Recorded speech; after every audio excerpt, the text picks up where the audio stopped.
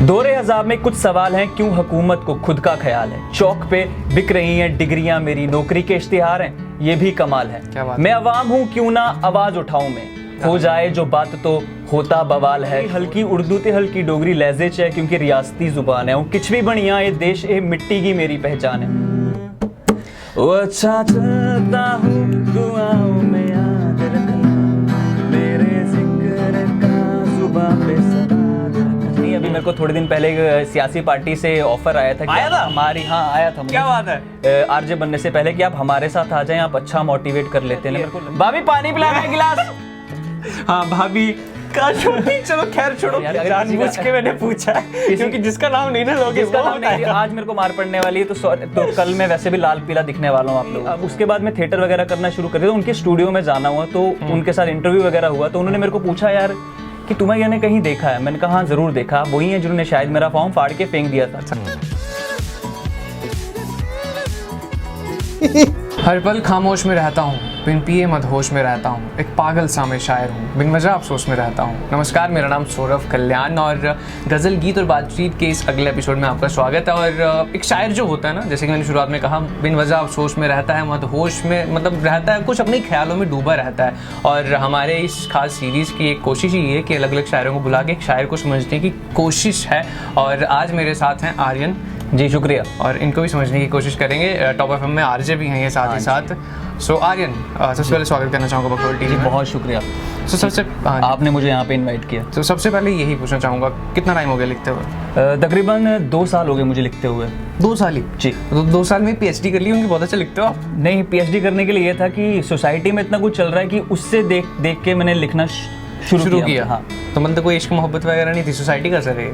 नहीं, स्टार्टिंग में तो ऐसा होता है ना कि आपको इश्क करना जरूरी है। अगर इश्क नहीं करोगे तो आपको समझ नहीं आएगा कि आप करने क्या चाहते हो, आगे जिंदगी में करना क्या है आपको। अच्छा। तो इश्क हुआ, फिर उसके बाद समझ आया कि यार इश्क तो सभी कर रहे हैं ना, अपना इश्क अलग कैसे हो सकता है। तो सोसाइटी के साथ इश्क करना शुरू किया मैंने। सोसाइटी के साथ इश्क करना किया था तो मतलब, लेकिन रिटर्न में भी तो इश्क मांगता है ना अपने को, तो सोसाइटी ने नहीं, अगर इश्क किया, अगर आपने ऐसे कि इश्क किया और आपको रिटर्न में इश्क चाहिए, तो फिर उस इश्क का क्या फायदा। वो तो आप कारोबार कर रहे हो ना, तो बिजनेस खोल लो यार, इश्क क्यों करना चाहते हो। अच्छा, तो मतलब कोई मतलब वो एक्सपेक्टेशंस नहीं होनी चाहिए इश्क में? नहीं, इश्क में कोई एक्सपेक्टेशन नहीं होनी चाहिए। जैसे आप अपनी मम्मी पापा से प्यार करते हो, तो आप ये नहीं कहते कि यार वो वापस मुझे प्यार करे। उनको पता है कि इसको प्यार करना है, तो कब करना है, कितना करना है, उनको पता। तो सोसाइटी भी ना आपके पेरेंट्स की तरह, उनको पता होता है कि उन्होंने आपसे कब प्यार करना और कितना प्यार करना। लेकिन अगर रिटर्न में मानो कि अगर इश्क आप करते हो किसी से, भले ही मतलब किसी भी तरह का इश्क हो, अगर रिटर्न में वो नहीं मिलता है, तो जहन में या दिल में एक वो मतलब कुछ कमी सी महसूस होती है? देखो, ऐसा है कि अगर आप इश्क करना चाहते हो, मतलब पहले तो आपको ये डिसाइड करना पड़ेगा कि यार मेरा इश्क जो है टीवी वाला इश्क है या ये मेरा इश्क वाला इश्क है। क्योंकि इश्क में 2-4 कैटेगरीज होती हैं। आजकल टीवी पे अच्छी मूवी लगी, यार मेरे को ना कबीर सिंह बनना है या मेरे को प्रीति सिक्का बनना है। हाँ, वैसा कुछ करके इश्क लोगों को करना है। लेकिन इश्क ऐसा नहीं, इश्क आप करना चाहते नहीं हो, इश्क आपको हो जाता है। जैसे आपको अपने काम से इश्क है, आप जर्नलिस्ट हो, आपको अपने काम से इश्क है, मैं राइटर हूँ, मुझे अपने काम से इश्क है, उसी तरह इश्क होता है। तो कुछ हो जाए फिर इश्क के ऊपर जरूर हो जाए, इश्क पे क्यों ना हो जाए। इश्क पे ये कि मोहब्बत काम है मुकाम है, सोच अंजाम से बहुत दूर रख। पहले महबूब आए फिर आए फरिश्ते, फिलहाल खुद को इस पयाम से बहुत दूर रख। दुनिया तमाशे की है महफिल, इस होठों को इस जाम से बहुत दूर रख।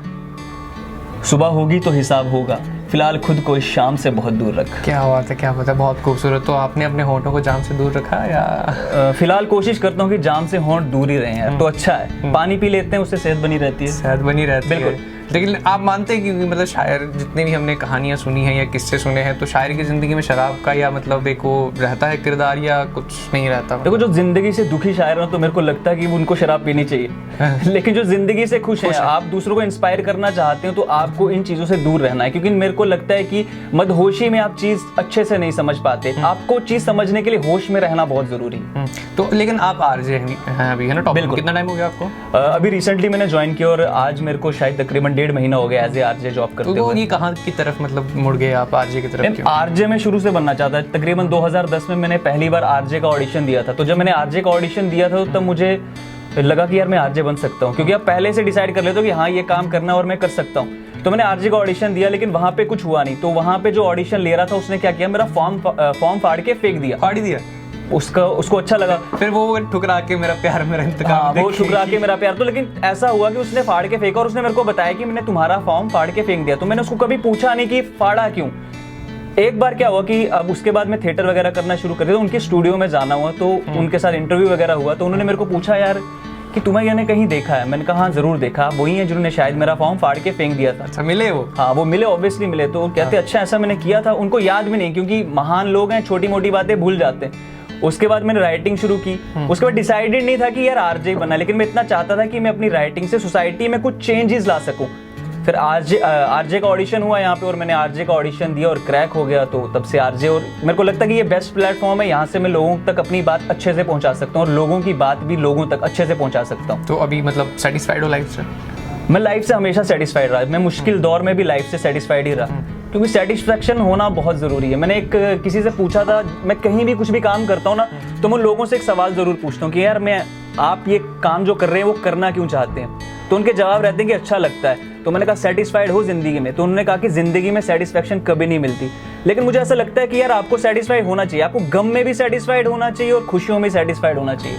चलिए, मतलब आपके थॉट्स हैं। लेकिन मतलब जैसा अभी आपसे बात भी कर रहा हूँ तो लग रहा है कि मतलब आरजे से बात कर रहा हूँ, तो मतलब कभी आरजे होने से पहले कभी मतलब दोस्तों वगैरह में होता था कि यार तू बोलता तो लगता है कि मतलब आरजे की तरह बोल रहे हैं कुछ? नहीं, मेरे दोस्तों ने ऐसा नहीं कहा, लेकिन मेरे दोस्त मेरे को शुरू से ये बात कहते थे कि यार एक दिन तू दूर चला जाएगा। दूर मतलब? मैंने भी उनको कहा कि यार कितना दूर भेजना चाहते हो? तो उन्होंने कहा नहीं कि तू हमसे दूर चला जाएगा। तो मैंने कहा यार मैं जितना मर्जी दूर चला जाऊँ, लेकिन मकान मेरा जमीन पर ही रहेगा, आसमान में नहीं बना सकता है। क्या बात है, क्या बात है। तो लेकिन जब शुरू हुआ था ना, इंटरव्यू शुरू होने से पहले गिटार साइड पे पढ़ा था, मुझे तभी इनका टैलेंट पता चला। गिटार भी अच्छा बजा लेते हैं। नहीं, वो गलती से बजा लेते हूँ, हाथ पे उस पे पकड़ के ना अपने आप उंगलियां चलती हैं, वैसे कोई डिसाइडेड नहीं है। तो एक काम करते हैं, गलती दोबारा से दोहरा देते हैं और थोड़ा सा हो जाए।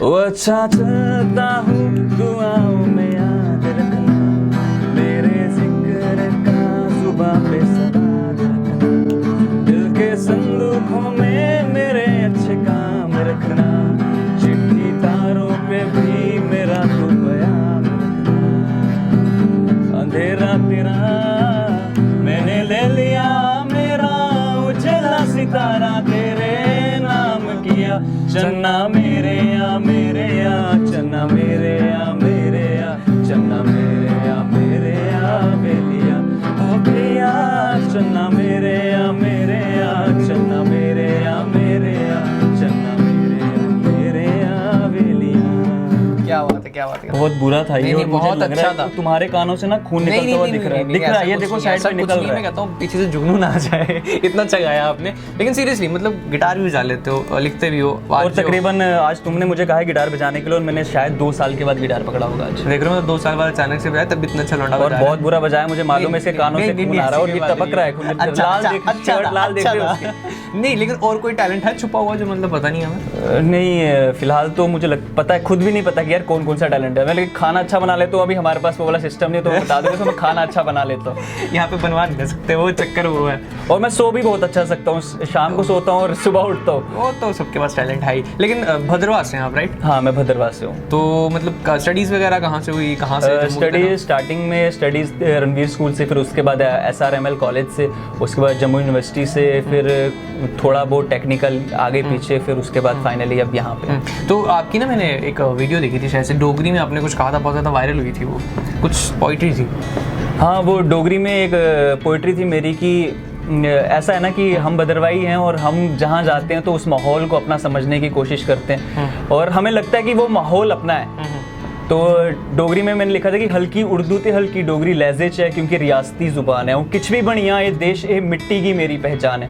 मगर तुम देखो इस देश से एक गली का कम साल से 4 बार होता है, सिर्फ लेबर के नवी आंदी है, मटीरियल मैक्सिमम पुराना के यूज होता है।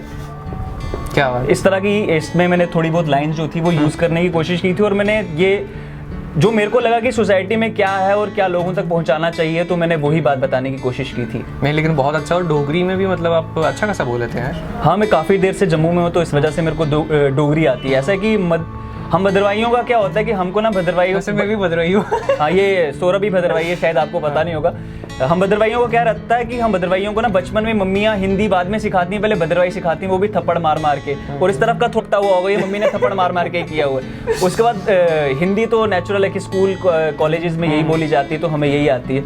और उसके बाद जब आप किसी माहौल और सोसाइटी में रहते हो, आपके फ्रेंड सर्कल जैसा होता है, तो वो लैंग्वेज मेरे को लगता है ईजिली आ जाती है आपको। तो अगर अभी की बात करें, फिलहाल का जो आपका दौर चल रहा है ज़िंदगी का, उसमें लिखने में क्या इश्क मदद करता है? मतलब है ज़िंदगी में एग्जिस्ट करती है मोहब्बत? ज़िंदगी में मोहब्बत का बहुत बड़ा रोल है। ऐसा नहीं है कि अगर आपको मोहब्बत लिखनी है तो आप अपनी मोहब्बत लेके लिखो, क्योंकि आपकी, मुझे लगता नहीं है कि इंसान की अपनी मोहब्बत में कोई इतना दम है, लेकिन बहुत सी मोहब्बत ऐसी है, जैसे कि एक शेर है मेरा कि ना मिली रांझे को हीर, ना मिला लैला को मजनू, फिर हमें बताओ कि ये इश्क क्या है। हाँ, क्या बात है। सिलसिला सवालों का और जवाबों में जुनून, फिर हमें ये बताओ ये कश्मकश क्या है। क्या बात है। मतलब इस टाइप की है, एक थॉट है जिसमें तो ये थॉट्स आते कहाँ से, पहले मुझे बताओ। यार आपका विजन होना चाहिए कि आप चीज़ों को कितनी समझ से देखते हो, आप कैसे किसी चीज़ को लेते हो, आप ऑब्जर्व करते हो। मतलब मैंने अपनी नज़र से जैसे ये चीज़ देख ली, सामने देख रहा हूँ मैं अपनी नज़र से, लेकिन मेरे को ये भी देखना है कि सौरभ की नज़र से वो चीज़ कैसी है, उसकी खूबसूरती उसकी नज़र से कैसी है। फिर दोनों चीज़ों को डिफ्रेंशिएट करके फिर मेरे को लगता है कि एक राइटर को लिखना चाहिए। लेकिन मतलब एक और टैलेंट आपको पता चल गया, आप बातें बहुत अच्छी घुमाते हैं, क्योंकि मोहब्बत का पूछा था मैंने, लौंडे ने आंसर नहीं दिया, घुमा फिरा के ले गया। पॉलिटिक्स में कोई इंटरेस्ट तो नहीं है ज़्यादा? नहीं, ऐसा कुछ नहीं। अभी मेरे को थोड़े दिन पहले एक सियासी पार्टी से ऑफर आया था। आया था हमारी? हाँ, आया था। क्या बात है। आरजे बनने से पहले कि आप हमारे साथ आ जाएं, आप अच्छा मोटिवेट कर लेते हैं। मेरे को लगता नहीं कि मैं करता हूँ, लेकिन वो ऐसा कह रहे थे। कौन सी पार्टी? वो थी कोई पार्टी, लेकिन सियासी, हम राइटर्स को आप किसी चीज में इंक्लूड नहीं कर सकते। तो तो उनका आया था ऑफर एक, लेकिन मैंने रिफ्यूज कर दिया कि वो तो कर रहे हैं ना। क्यों किया रिफ्यूज? क्योंकि मुझे लगता है कि यार वो चीज़ें अपने लिए नहीं बनी, क्योंकि लोगों से झूठ नहीं बोल सकते, फरेब नहीं कर सकते। मतलब मानता हूँ कि पॉलिटिक्स अगर ज्वाइन की तो झूठ बोलना पड़ता है। हाँ, कहीं ना कहीं तो काफ़ी बोलना पड़ता है। ये तो आपको पता ही है, अभी इलेक्शन आने वाले हैं, पता चल जाएगा आपको। ये भी सही है। अच्छा, ये बालों का क्या मतलब, क्या है मतलब राजी क्या है? मम्मी से छितर नहीं पड़ता घर पे? नहीं, पहले बहुत पड़े। पापा तो रात को भी बोल रहे थे। पापा कहते कि यार ये हमारा लड़का है ही नहीं है, ये संन्यास लिया हुआ है, इसलिए कोई बाबा वाबा आता है, रात को खाना वाना खाता है, चला जाता है अपने कमरे में और सुबह चला जाता है। तो उनका ऐसा है। तो वो कहते हैं बाल कटवाने के, लेकिन दोस्त कहते हैं अच्छे लगते हैं यार, मेरे को भी अच्छे लगते हैं, तो रख लेते हैं। और गर्लफ्रेंड क्या कहती है? ये फंस गया। जब बनेगी तो पूछना पड़ेगा कि क्या कहोगी तुम। नहीं है फिलहाल तो नहीं है। पक्का? पक्का। अगर होगी ना तो छोड़ेगी नहीं घर पे जाके। घर पे क्या मतलब जहाँ पे मिलोगे? अरे ऐसी कौन सी गर्लफ्रेंड है जो घर पे रहती है यार? नहीं मतलब हो भी सकती है, who knows, मतलब चलता है, इट्स ओके, ठीक है ना? तो अच्छा है वैसे। मैं सौरभ की गर्लफ्रेंड घर पे रहती है। भाभी पानी पिला एक गिलास। हाँ भाभी का छोटी, चलो खैर छोड़ो, लेट्स चेंज द टॉपिक। बहुत टची टॉपिक हो जाएगा। अच्छा, तो लॉकडाउन भी रहा, मतलब पूरा 1 साल लॉकडाउन रहा। अरे लॉकडाउन तो मतलब जिंदगी का बेस्ट एक्सपीरियंस था, क्योंकि जो थॉट्स लॉकडाउन में मिले ना वो ऐसे नहीं मिल सकते थे। और एक तो वेले थे, कुछ करने को था नहीं, तो सोचा कि लिख लेते हैं।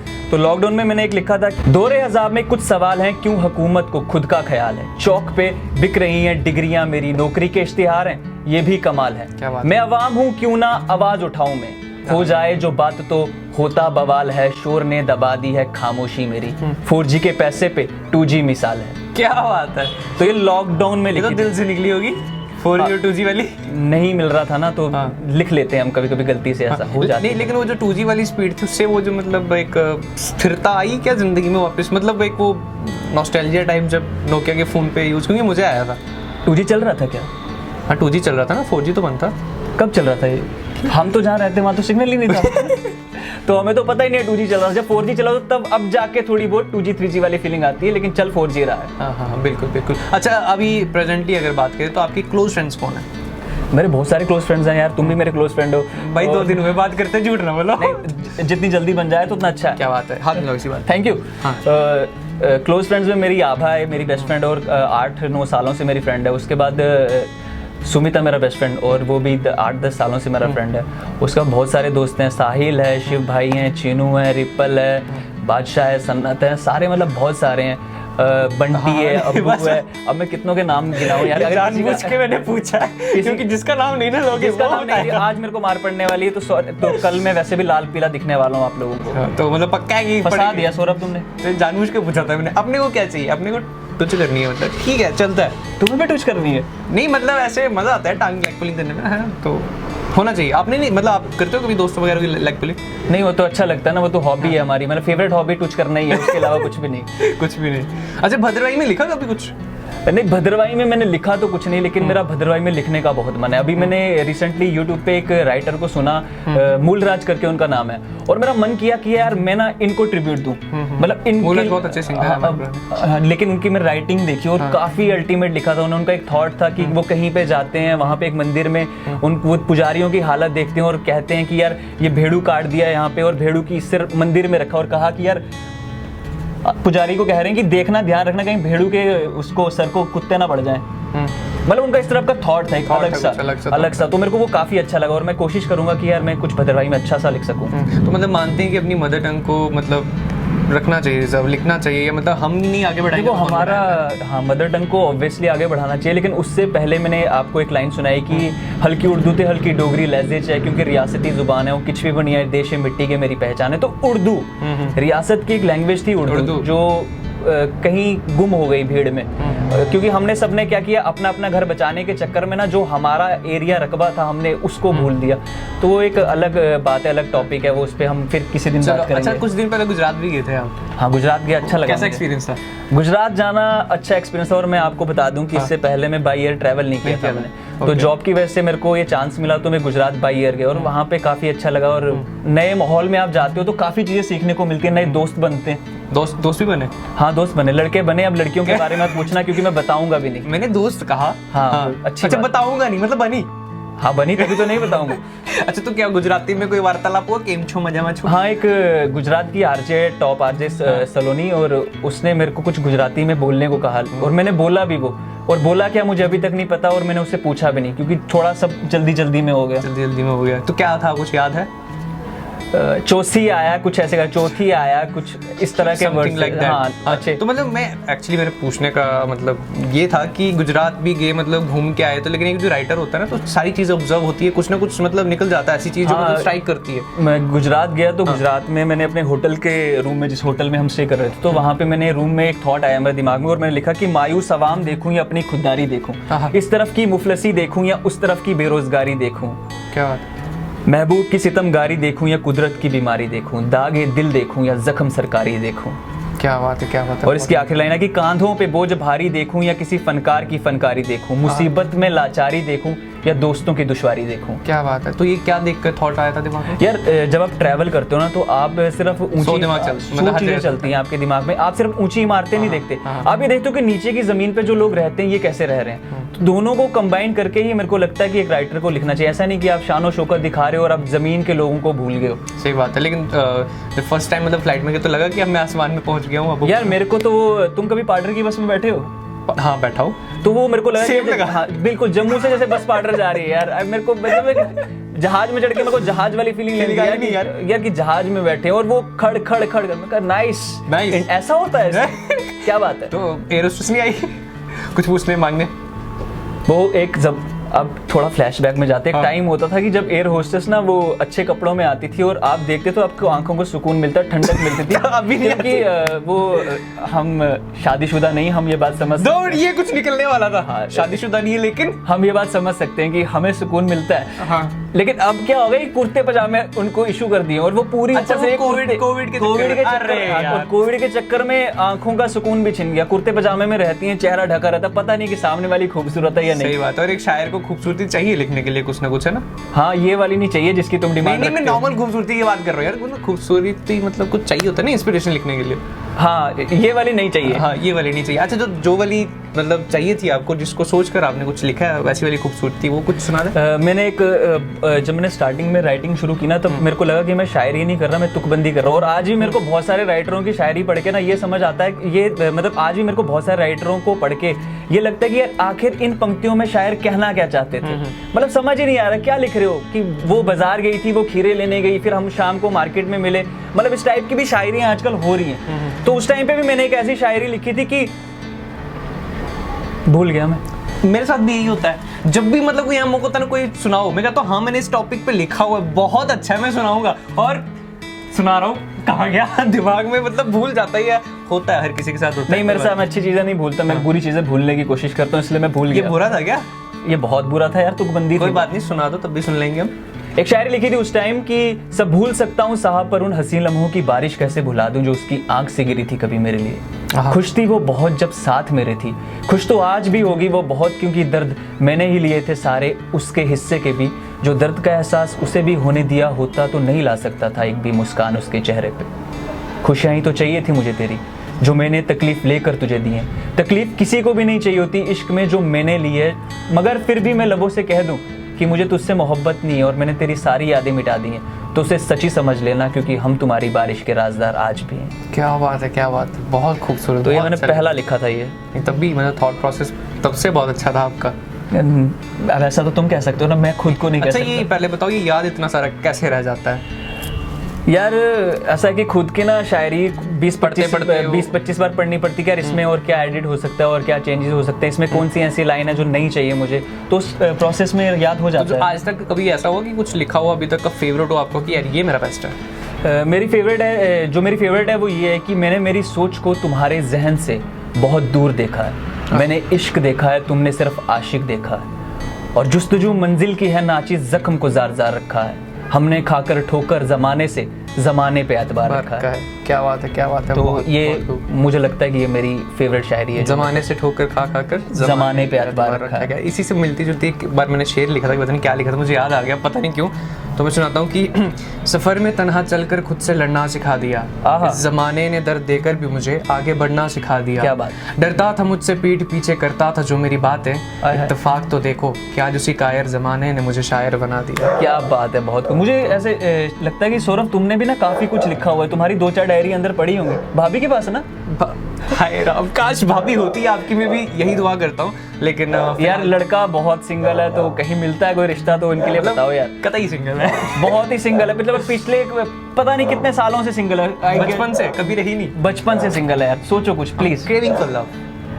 क्या बात, मिल जाएगी तुम्हें, जल्दी मिल जाएगी। उम्मीद तो यही है, तभी तो लिख रहे हैं। लेकिन आर्यन बहुत अच्छा लगा आपसे बातचीत करके एंड आपकी शायरियाँ सुन के। एंड मुझे पूरी उम्मीद है वो जो आपके दोस्त कहते हैं ना ये बहुत दूर जाएगा, सीरियसली ये लड़का बहुत दूर जाएगा, यही उम्मीद करते हैं। मैं भी ये बात बहुत दिल से लगाने की कोशिश करूँगी। मुझे सौरभ कल्याण ने कहा है कि मैं बहुत दूर जाने वाला, मतलब अब लगता है कि बहुत दूर जा सकता हूँ क्योंकि बहुत अच्छा काम कर रहा है ये लड़का इन दिनों, और मैं चाहता हूँ कि आप ना इसके साथ अपना प्यार बनाए रखें। थैंक यू सो मच, मतलब प्यार बनाए रखें। हाँ, थैंक यू सो मच। और आप भी यूं ही जुड़े रहिए हमारे साथ। और आज आर्यन थे, और जैसे कि हर बार होता है शायर को जानने की कोशिश करते हैं, इनको भी जानने की कोशिश की और इनकी मोहब्बत के बारे में जानने की कोशिश की, जो कि उन्होंने बताया नहीं, लेकिन इनकी लिखावट से ये मालूम पड़ता है कि इनकी लिखावट ही इनकी मोहब्बत है। और आर्यन, उम्मीद करता हूँ कि आप यूं ही लिखते रहेंगे और जम्मू कश्मीर का नाम रोशन करेंगे, और आप देखते रहिए द बकलोल टीवी।